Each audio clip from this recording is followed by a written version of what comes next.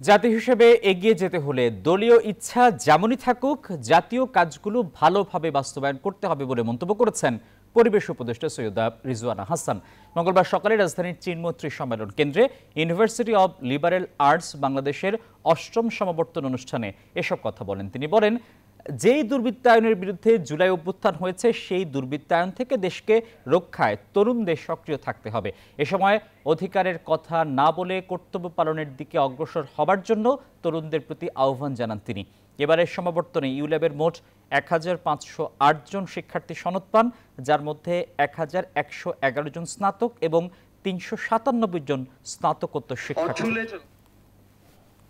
জাতি হিসাবে এগিয়ে যেতে গেলে আমাদেরকে আসলে যার যেটা দলমত থাকুক না কেন জাতীয় প্রায়োরিটি গুলো ঠিক মতন চিহ্নিত করতে হবে। একটা উচ্চশিক্ষিত সেক্টর এখান থেকে বেরোলো যারা জাতি গঠনে ভূমিকা রাখবে। যখন জাতি গঠনে ভূমিকা রাখবেন তখন আগে যদি নিজে ঠিক না হই আমি সমাজকে কেমন করে ঠিক করব। তো আমার ফোকাস ঠিক করা, আমার সততা ঠিক করার পাশাপাশি আমি নিজের জন্য কি করতে পারি আর জাতির জন্য কি করতে পারি এটাও একসাথে ভেবে নেওয়াটা জরুরি। বান্ডেল থাকলে প্রতি সেনমানিতে টাকা বাঁচবে। বিকাশ সেনমানি বান্ডেল কিনে জিতুন প্রতি লেনদেনে।